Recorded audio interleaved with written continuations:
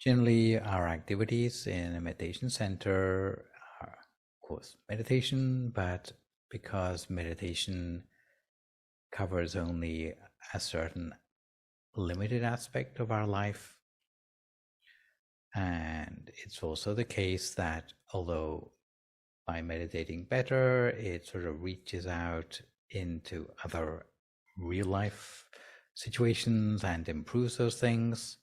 But it's also the case that it's a two-way street. And if we organize things in our real lives in a better way, then it feeds back into a better meditation as well. So the two things cannot be separated one from another. And there are a whole variety of topics which are also very relevant to meditation practice to do with ways we engage with our everyday life, which if we can tweak them in a good way, then it can help our meditation to become better. And one of these subjects is that of forgiveness, which is probably something you've heard a lot about, but maybe haven't given a great deal of thought to. Although it's said that forgiveness is something which is very much in demand, or even that there's a shortage of it in the present day and age. Sometimes it's us on the receiving end of forgiveness. We have things that we'd like other people to be more forgiving to us about. And then there's the aspect of being too tough on ourselves and letting ourselves off the hook occasionally. For those of us who have very high standards, everyone else, you can sort of let them slide, but you never let yourself slide. Sometimes we need to ease up on ourselves as well. And then there's the aspect of us forgiving other people who maybe have hurt us in the past, but where if we understand the situation clearly, we realize that actually by holding on to those quite negative or toxic feelings that we have towards that other person, whatever they may have done to us, whether it's justified or not, but simply clinging on to those emotions is actually quite bad for us. And this comes back to Hondes, especially if we are trying to work with our meditation. So generally we don't like to think of letting people get away with things. It's like, it's not fair, right? But just the fact that we're clinging on to the dim hope of maybe getting back at them or waiting for an apology or something like that actually ends up being something that gives us stomach ulcers. Yeah. So if we are smart about forgiveness, then sometimes it can be something which can help us to have a happier life. Yeah. Even a few % happier would be good, right? Yeah, worth it. Apparently it is good for you. And just very briefly, there are said to be, just from our own point of view, if we are a more forgiving person, just for our own benefit, there are said to be at least 7 things that we get from being a more forgiving person. And the first of these is that we should remember that it's for our benefit and not for the benefit of the person who we are forgiving.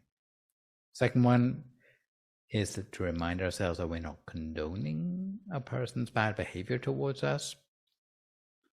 And it may not mean that we forget what has happened to us, because that would be sort of foolhardy.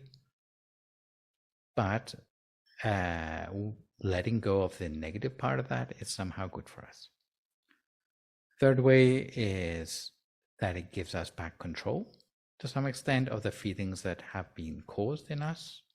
Because if we forgive, we somehow create a space in which we can work with those feelings. But as long as we're clinging tightly onto those negative or toxic emotions, we cannot work with them. But if we ease up on that, we give it space, we can now got some wiggle room in order that we can turn the corner on some of those negative emotions. So it's a way of taking back control, in effect, Although it may feel like the opposite, it's actually us taking back control of our lives. The emotions that we are able to get rid of are often the difficult ones. And we're not denying those emotions, we're not minimizing those feelings, but we are putting ourselves in a position to actually do something with them. Anger and resentment are toxic. If we hang on to them long enough, they create all sorts of problems physically, even for us. So forgiveness is one way to let go of those. And you may not be the only person thanking yourself for that, but even the other people in your life may notice the difference in you as well. You imagine, let's say, kids who are around, parents who are constantly angry, they suffer too. But if you can overcome the anger somehow, then they also benefit from that. Sixth one is that, yes, again, children get stuck in the middle of non-forgiveness situations. They are often the ones who suffer the most. And even if you hold out hopes of getting even with the person who has wronged you, sometimes, even if you do manage to do that, and it's usually a long shot, the satisfaction of that is usually pretty short-lived anyway. It's not worth suffering for years in order to get that final moment of revenge. Yeah. Nonetheless, there are different scenarios, and along with forgiveness and compassion, which you tend to hear associated with the ideas of meditation quite often, there's this idea of how can we use our wisdom from meditation to apply things in a way that is going to bring the greatest benefit, not just for ourselves, but for the world at large. And I'd like to say very briefly, because I don't have too long to talk about the subject today, that there are basically 4 scenarios where forgiveness can come in different ways. And the first of these is when it's good to forgive, because whatever happens, you can't change the situation anyway. So why keep those negative emotions when they're not going to change anything? A good example of this is, let's say you have a medical diagnosis which is hard to hear, and maybe you have blamed the fact you have that medical condition on some situation or someone who has done something to you, even something like a broken leg. It's not going to change the fact your leg is broken, what you feel about that person. So you have to it's better to deal with the broken leg without the sort of baggage of the emotions. Yeah. And a lot of things happen like this, unavoidable things in life. It can be legal issues, it can be health issues, things that we didn't choose, but they are our burden. And if we also have the additional burden of those toxic emotions, if we're able to shed that part, then it does make the situation easier to deal with. Second scenario, though, is where not only have you been hurt, but also you need to do work to overcome that painful situation which you find yourself in. There's a little scenario, I think, where I can read it, that maybe 2 people have been fighting, and as a result of them, one person comes away with an injury. So you could say that person can blame the other person for their injury. True? But sometimes the other person doesn't actually care about them. So who is left to deal with the injury? The person who suffered the injury. So they may be very angry with the other person, but that's not helping them to overcome the injury.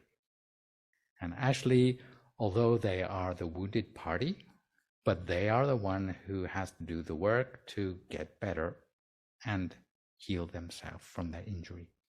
It doesn't seem very fair. It's like, well, that other person should come along and sort of share in the pain somehow, but it doesn't work out that way. You are the injured party, but you also have to do the work. So therefore, the forgiveness part is really going to help you to focus on what is important. So far, so good. Then there comes a situation where forgiveness is needed, but also there needs to be some work or negotiation with the person who has caused you the harm. Story? Actually a story told by a lady called Julie Wester, who I believe is a meditation teacher at Spirit Rock Meditation Network, about a little situation which occurred in her family life. And it involved quite a precious ornament which the family had in their living room. And the story went something like this, that the little daughter had been left to play in the living room with no one else there. And after playing with all the nice ornaments, it turned out that the favorite ornament, which is a little figurine of a horse, dropped and broke. So a little girl realized how precious this ornament was to her parents, and she didn't know what to do about this. So she did what like little kids might think is the obvious thing to do, which is to like hide the evidence.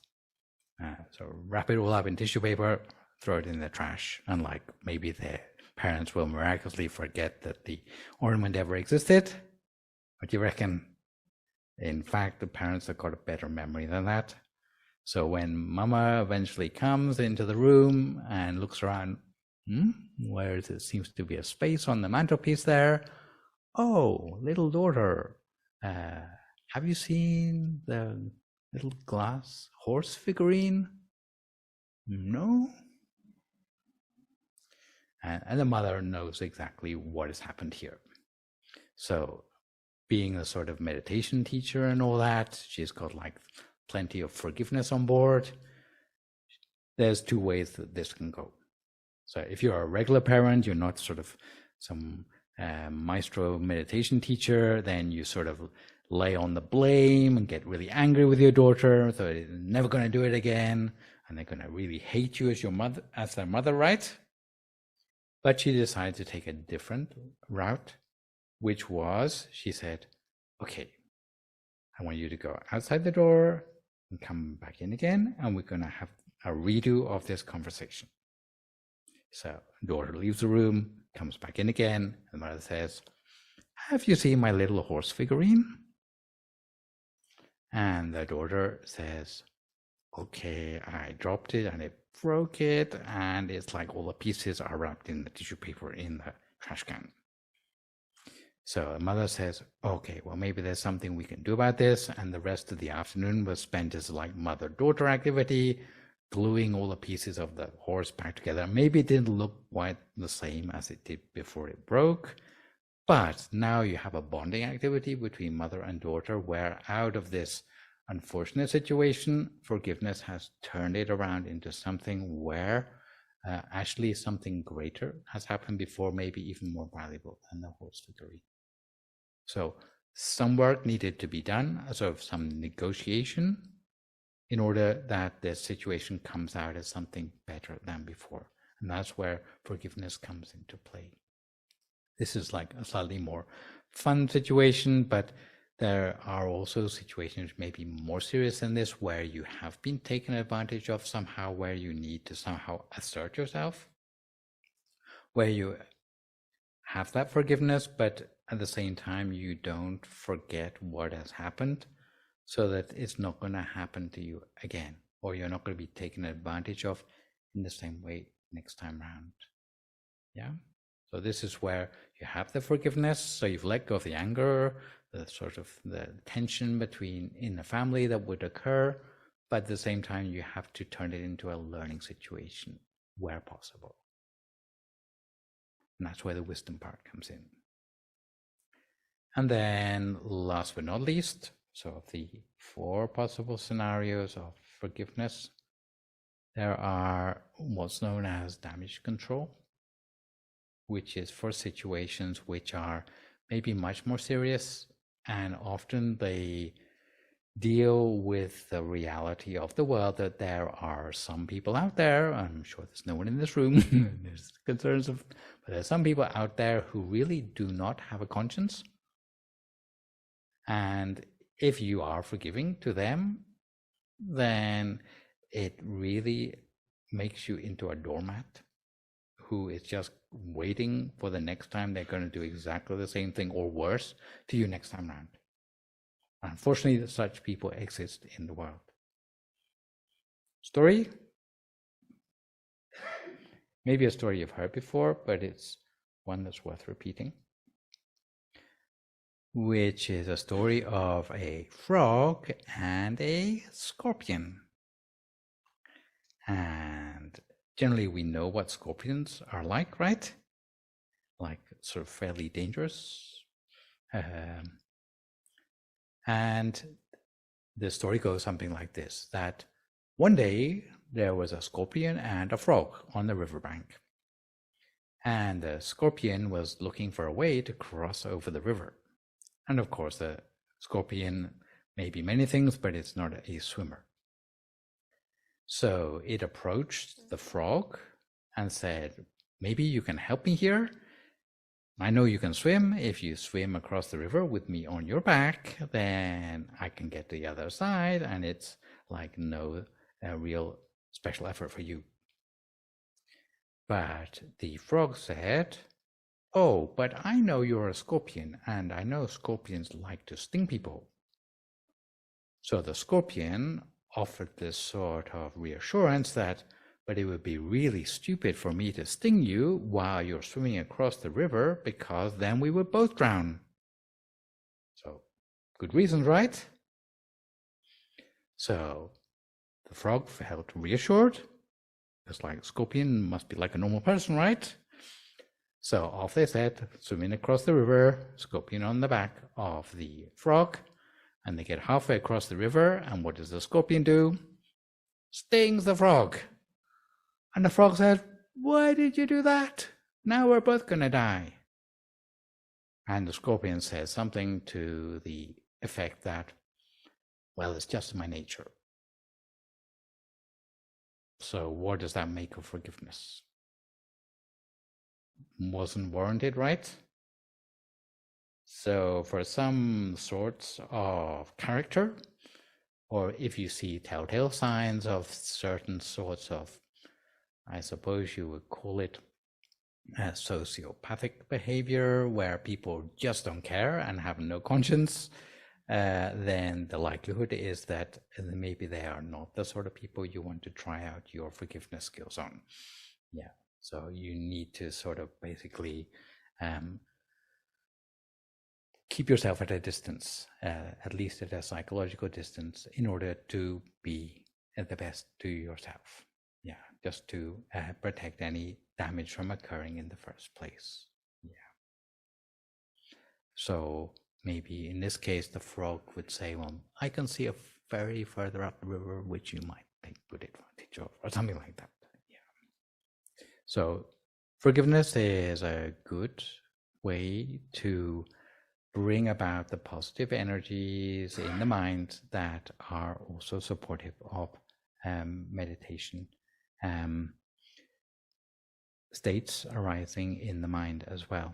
But most effective is for us to make a separation between where forgiveness is part of the answer, maybe the whole of the answer, or it may be just something that we need to work around, while very clearly not forgetting about situations where it may also make us vulnerable as well. So it's about choosing where we make ourselves vulnerable, in other words.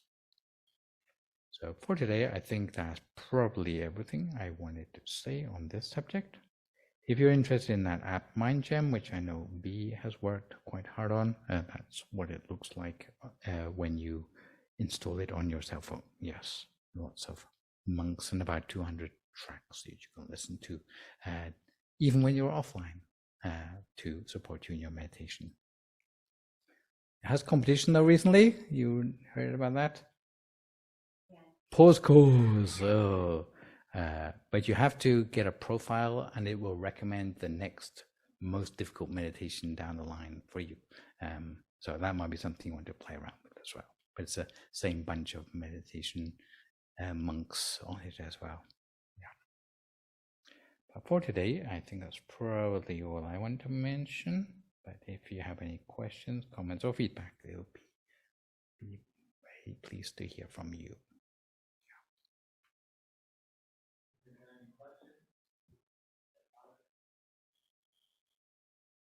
I have a question regarding your topic on forgiveness.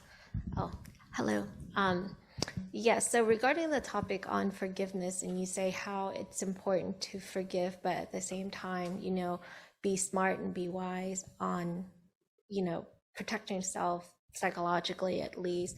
But like you said, what if it's family? What if there are so many situations out there where it is family? Unfortunately, it's the people that we love the most that do hurt us, either with their words or their actions.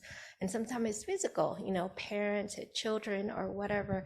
So how is it in situations where you're maintaining your distance, but what if you cannot?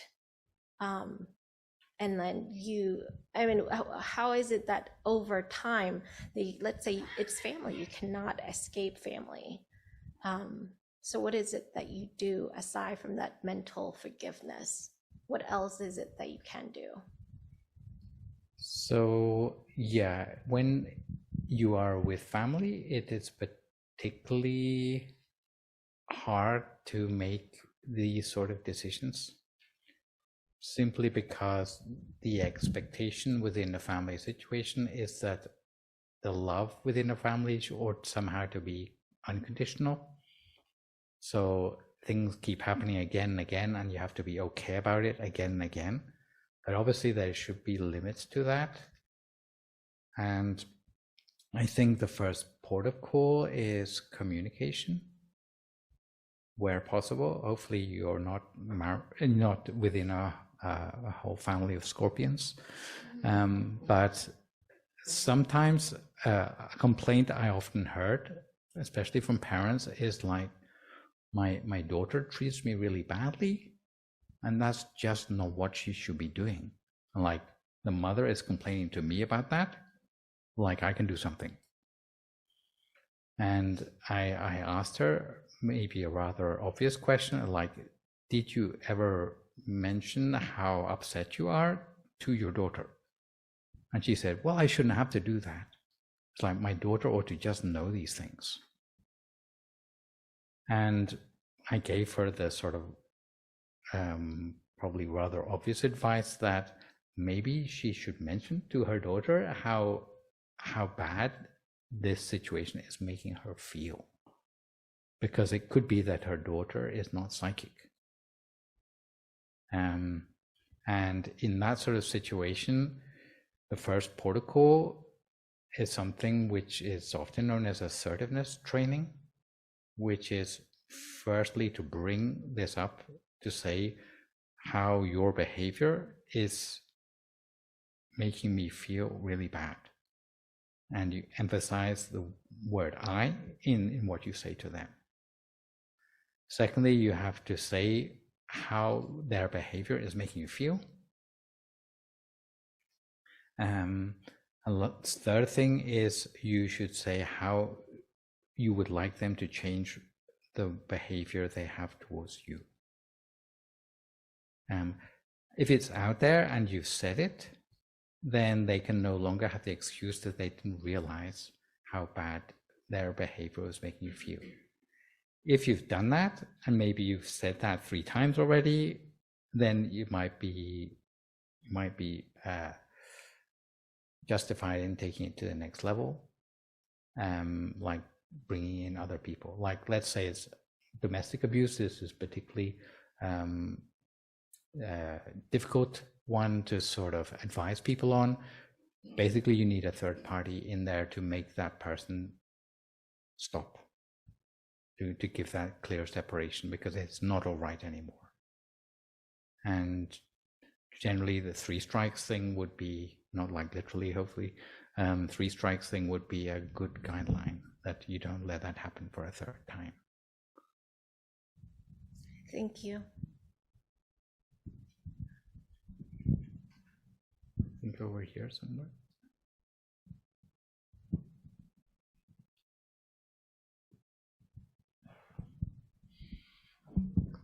Hi, I have a question. Like, when someone try to help, but they actually help you, but they do it wrong.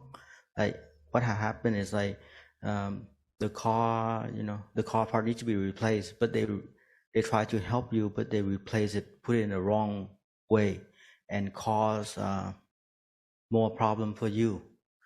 How would you tell that person, right, so that they don't do that again to another person?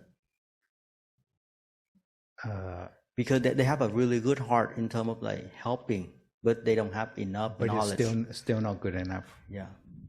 We have this problem a lot with volunteers in the temple, actually, and not usually with car parts.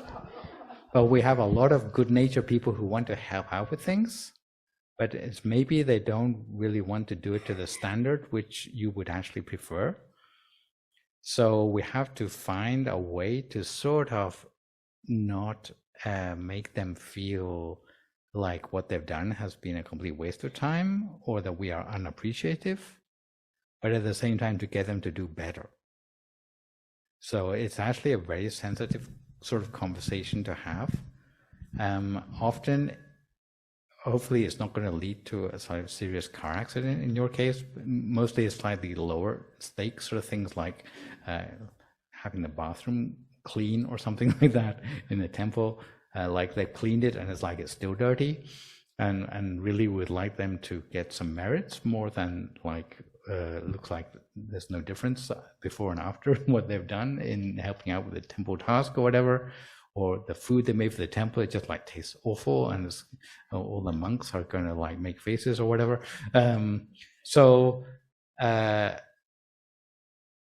Often you have to try to find something nice to say to them, which may be unconnected, before you get to the thing which you would like them to change. So all the possible skills that you would use in delivering criticism to a person would be relevant here. I think I have talked about that before, but it's like things like smiling when you say it, not like being angry when you say it, helps them to separate out, I like you as a person, but I don't like what you've done. So I still like you anyway, but it's like, if you could change that small thing, it would be really good, and it would be like more in more consistent with your good character and virtues, this sort of thing.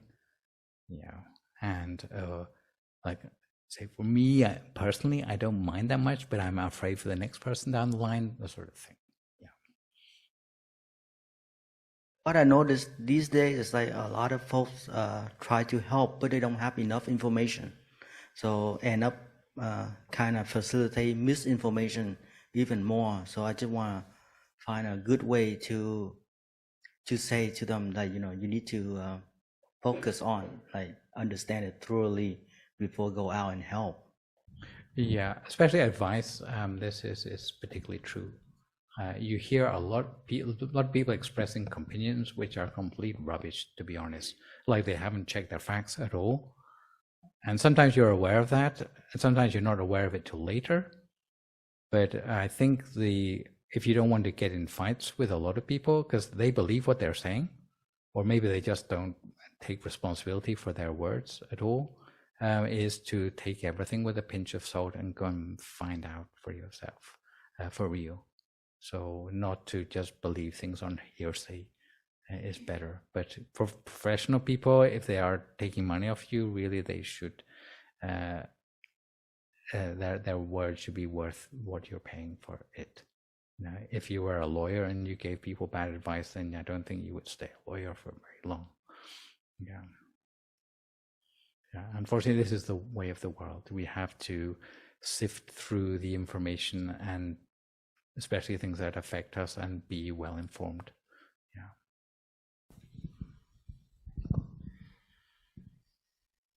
I have a question about forgiveness as an act versus forgiveness as a process. So something that I struggle with is when I say forgiveness as an act, to me that means, okay, you're forgiven, all is done, you move on.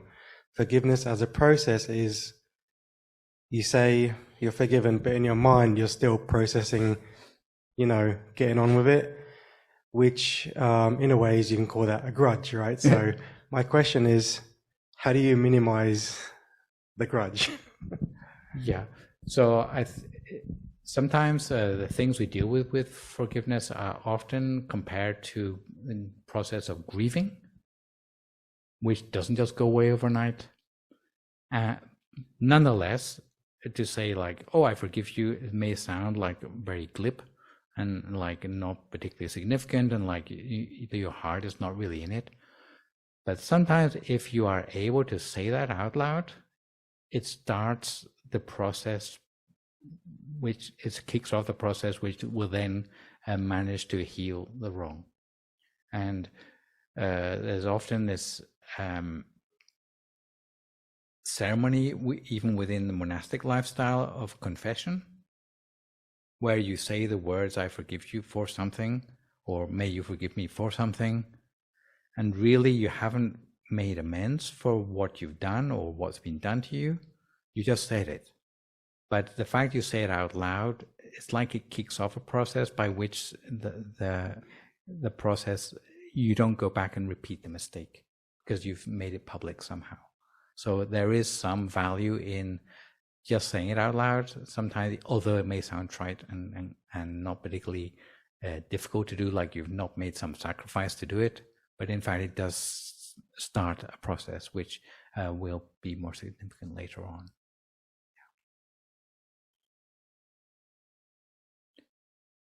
And saying it out loud lets that person know for sure as well, which can sometimes be a part of the process.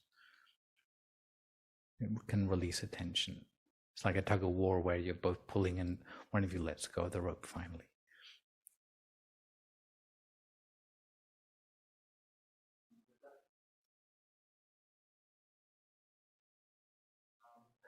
Is B going to say something about the retreat on?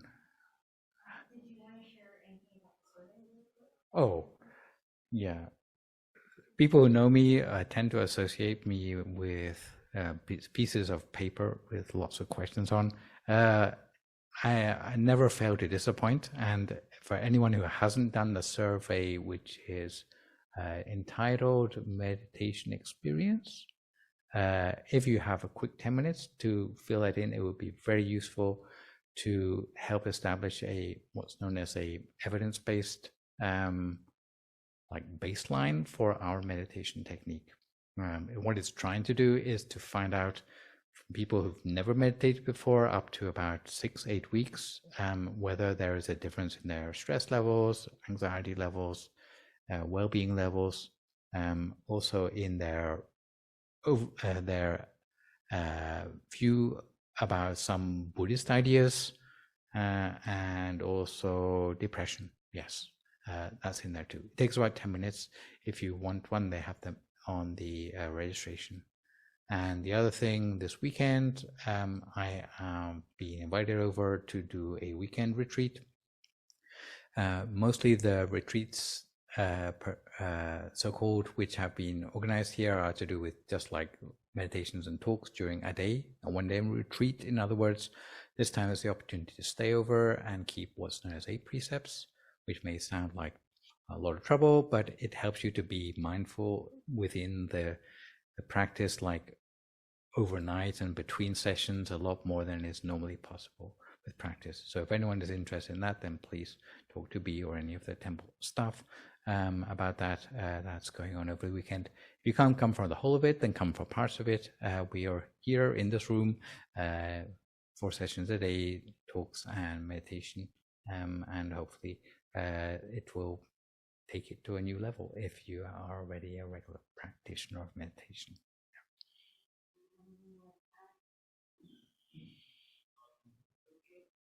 Yeah, so we'll be starting off with overnight, 5:36. Tomorrow we'll actually formally take the 8 precepts.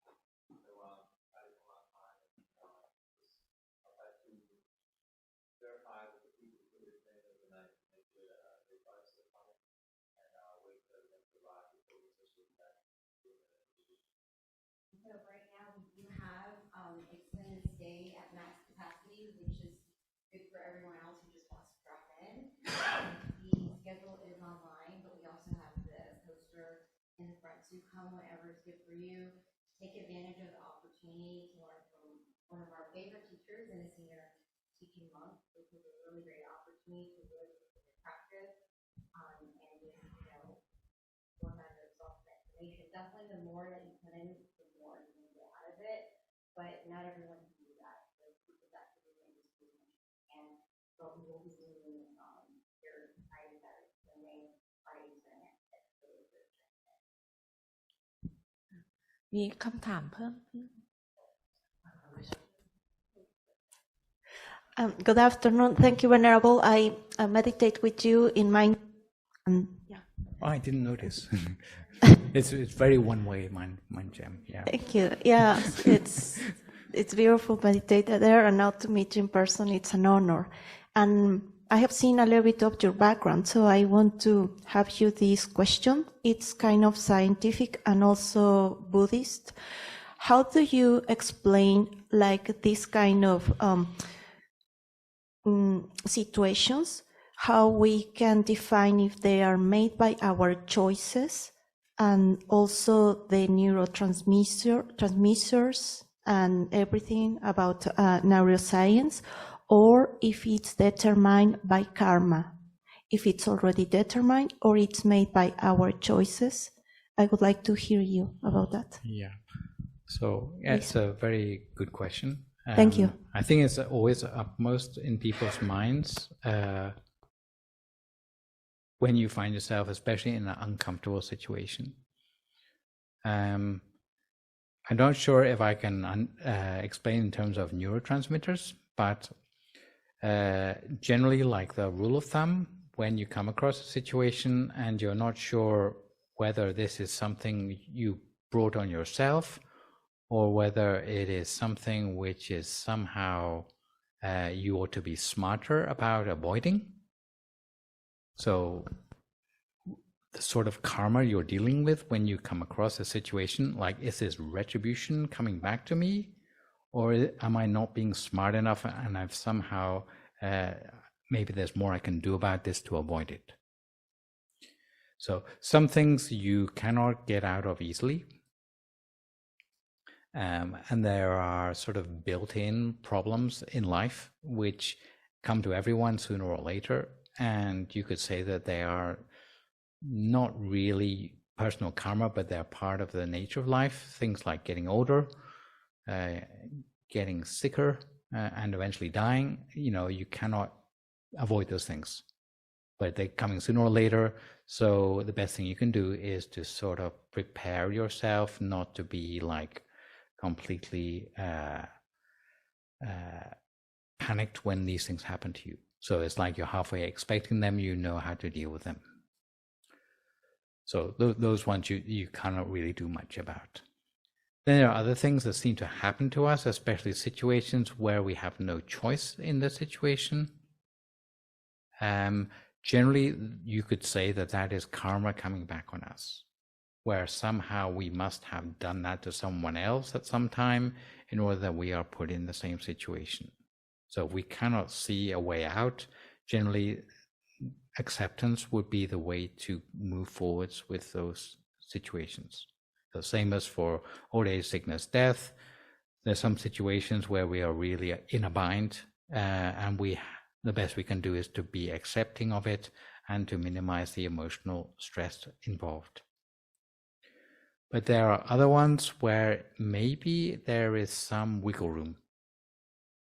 And there are things which happen which somehow we can minimize the pain or damage to ourselves if we are smarter, or if we can keep up with the situation by being a little bit more aware, or maybe a little bit more flexible, where we can minimize the process. And this would be ones where it's not karma coming back, but it's almost just like things sent to test us, where we do have some possibility for that. So when we come across a situation, I think unless it's like old age, sickness, death, we ought to be asking ourselves, is there a way around this? A way to negotiate a way out of this, a way I can be more flexible in order to maybe sort of move around this, work around this in a way that I can get out of it. Not all situations allow that to happen. But sometimes if we make small sacrifices, we can sidestep things that would affect other people much worse than us. Try to think of an example to go with that. Let's say you have an injury, but you can find ways to continue doing what you normally do in spite of the injury. Then that makes it not quite as bad, right? But sometimes, you need to go into physiotherapy in order to manage to do that. So it takes some sacrifice on your part. So the karma is not so sort of set in stone. So it's always useful to ask that question. What more can I do to work around the situation where possible?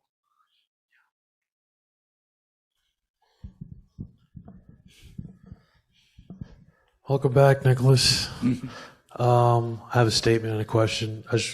I came here 8 years ago, and with the girlfriends, we're not together, but that's cool. So I just want to say I really got a lot out of this. I know it's constant learning. I have to put myself in the back seat all the time, But my question is, so my brother. Hello? Okay, sorry. So my brother and I, we had an argument on Tuesday. Well, backstory. So they didn't like the fact that I changed religions, So how should I explain it?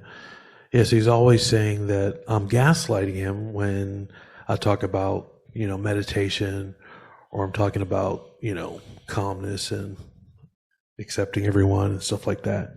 He says he's in therapy. So anyway, he came to see me on Tuesday. And so we never had like a bad relationship, but it's sort of like this tension because of the whole religion thing. So we went to La Madeleine because he likes French food. So we went there to go eat. So before we went inside, I was like, oh man, you know what?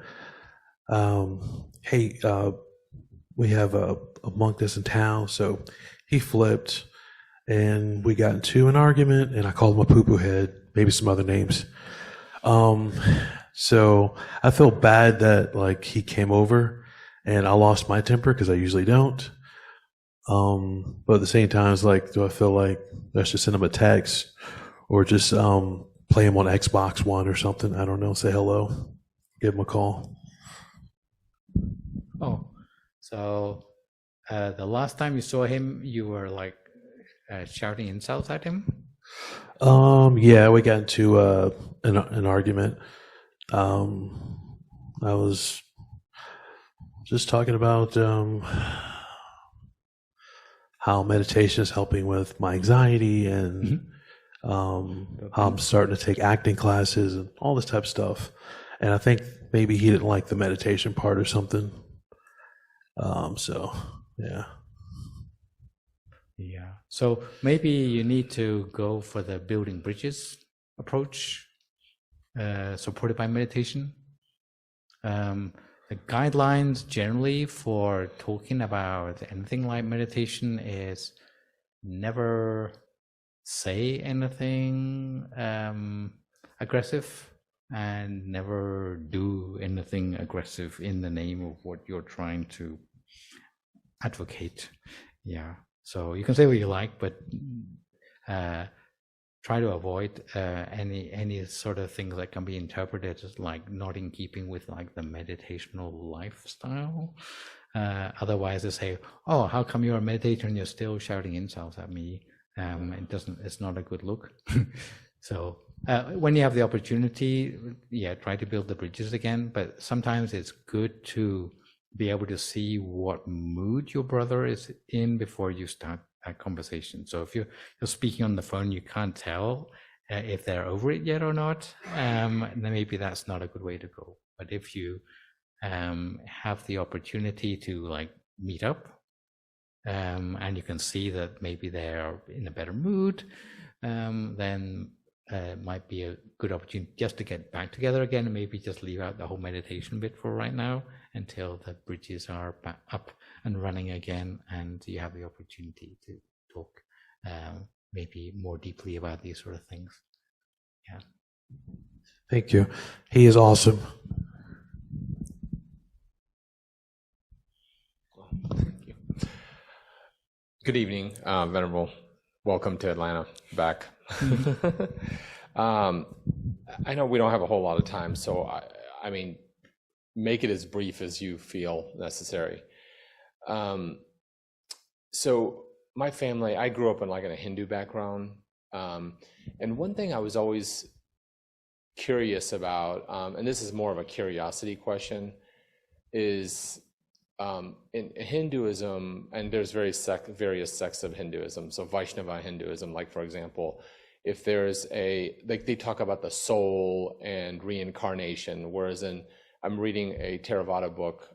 I've read it a couple of times. I'm probably on the second or third time reading it. I don't know if I understand this one section.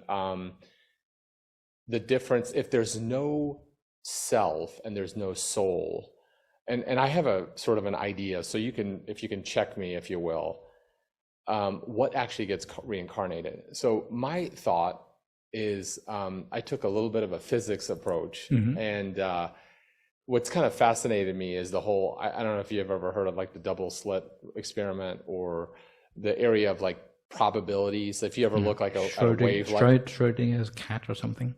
Yeah, that's one example. The other one is, it's interesting how light behaves like a wave in a particle, right? And so that to this day, it fascinates me, and I think it's one of those mysteries. No one seems to really understand it, but it's almost like you can almost draw the conclusion that things follow a certain path. They can't explain it. It just light waves, and it follows, even though it's a particle, it actually follows a wave, and no one seems to understand how that works. So I was kind of looking at when this entity were a series of concentrated probabilities, and the probabilities are trying to resolve itself. So when you experience life, I was trying to figure out what's the purpose of the ego, and what's the purpose of desire and all these other things. And I kind of came to the conclusion, or an idea, that it was to protect the physical body. So when you think of Maslow's hierarchy of needs, you have to have the bare necessities for you to think at a higher level. So is the ego there to help, to protect you? Even hatred, desire, all those things are to protect the physical body. So the higher self, like what Maslow calls self-actualization, can help you drive to this higher need. And so the idea of probabilities is that everyone has a set of circumstances. Is how you react to those circumstances. Is that and one example the book brought up is, imagine a pool ball. So when two pool balls collide, one stops. It's sort of like a visualization of the body gone, as well as the soul. And then the following pool ball keeps going. So it's a collection of probabilities, that life force that moves forward. Is that a reasonable explanation? All the things you said are sort of relevant to this idea of how Buddhism tries to talk about continuity across lifetimes without invoking a self. And generally, the metaphor that is used to try to avoid the idea of some continuity of a physical container for a person that continues from lifetime to lifetime, but somehow letting an energy continue on. A bit like your pool balls, one stops, but the energy carries on into the other ball. Same energy, but different ball now. You got a good metaphor for how a person's sort of karma or whatever manages to carry on into a new person or a new entity even after they physically have passed away.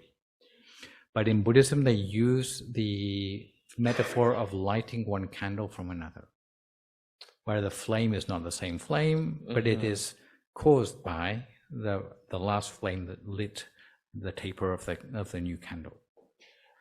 And the idea is that if we are attached to ourself physically, it is bad for our spiritual journey and it holds us back somehow. Therefore, if we can do something to get to the real point about what is necessary for our spiritual journey, which is like all the goodness or possibly badness, so what we have collected up inside ourselves, how can we deal with that without getting attached to it? And generally all the stuff that is laid down in Buddhism, which is different from in Hinduism, is designed to avoid people attaching to something called a soul, which is somehow unchanging or eternal or belongs to God or something like that, but it's something that we can deal with directly. And other more modern metaphors which have been used for saying, how can we look like a person? Like, we're individual and I'm different from the next person. They say it's all an illusion somehow, rather like in the old days on a TV screen, you got however many lines on it. It's just lines, but we see pictures in the lines because they generate this thing which is almost like an optical illusion. And they say that is also how Buddhists understand the sense of how we can say we are a self, but yet it's not a real thing. But yet on a mundane level, you can deal with it for all intents and purposes like an entity which has karma and good and bad stuff in its background, which that person has to take responsibility for, even though they're not a real thing. But the karma is real. Yeah. So that's amazing explanation. So when the life force that transcends into the next life, is it when we meditate, are we getting in touch with that deeper self that actually transcends? Is that a sort of a sense of, when you meditate, are you getting in touch with something that is permanent, that actually that moves? Yeah. I should say permanent, but actually moves. So yes, you can understand it that way, although there may be some Buddhists who would disagree with that statement. Because if you want to be very, very strict and avoid any idea of self or any permanent idea of self, generally Buddhists will follow that philosophy. And they say that we are just a collection of aggregates, like the TV screen, and there's no actual real self. But fortunately, you have come to a meditation tradition where we do allow for the sense of a deeper self, which has a sort of little spark of enlightenment in there. Yeah. Little piece of nirvana, you might say. It's quite similar to the ideas in the Upanishads, although I could probably not The Atma, put that in print.